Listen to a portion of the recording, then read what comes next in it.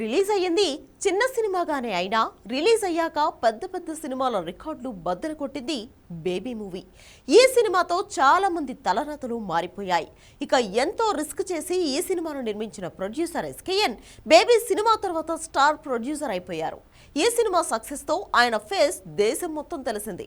కానీ ఈ స్టేజ్కి రావడానికి ఆయన చేసిన ప్రయాణం మాత్రం అంత సింపుల్ కాదు. అంతా సాఫ్ట్వేర్కి వెళ్లాలా, మార్కెటింగ్కి వెళ్లాలని ఆలోచిస్తున్న రోజుల్లో సినిమాల మీద అభిమానంతో అదే ఇండస్ట్రీలో ఎదగాలి అనుకున్నారు ఎస్కేఎన్. ఎస్కేఎన్ అసలు పేరు శ్రీనివాస కుమార్. ఏలూరులో మెగా ఫ్యాన్స్ అసోసియేషన్తో ఆయన ప్రస్థానం మొదలైంది.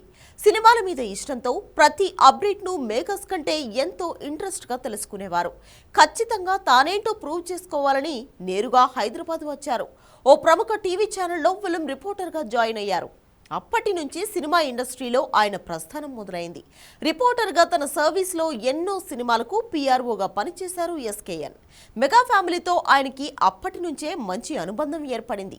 ఎస్కేఎన్ మీద ఉన్న నమ్మకంతో గీతా ఆర్ట్స్కు ఆయనను పీఆర్ఓగా నియమించారు నిర్మాత అల్లు అరవింద్. అంతే, అక్కడి నుంచి ఎస్కేఎన్ జీవితం మారిపోయింది. పులికి పంజా తోడైనట్లు తన ఇష్టానికి అల్లు సపోర్ట్ దొరకడంతో సినీ ఇండస్ట్రీలో ప్రొడ్యూసర్గా మొదటి అడుగు వేశారు. గీతా ఆర్ట్స్లో వచ్చిన చాలా సినిమాలకు ఎగ్జిక్యూటివ్ ప్రొడ్యూసర్గా పనిచేశారు. ఆ అనుభవంతో తానే స్వయంగా టాక్సీవాలా, ఈ రోజుల్లో బేబీ లాంటి యూత్ఫుల్ సినిమాలు చేశారు. కానీ ఏ సినిమాకు రాని గుర్తింపు ఆయనకు బేబీ సినిమాతో వచ్చింది. టాలెంట్ ఉంటే అదృష్టం వెతుక్కుంటూ వస్తుంది అన్నట్లు బేబీ సినిమాలో ఆయనను అదృష్టం వెతుక్కుంటూ వచ్చింది. ఈ సినిమాతో 100 కోట్ల క్లబ్లో చేరిపోయారు ఎస్కేఎన్. ఇప్పుడు ఇదే సినిమాతో బాలీవుడ్లో రీమేక్ చేస్తూ బాలీవుడ్లో ఎంట్రీ ఇస్తున్నారు.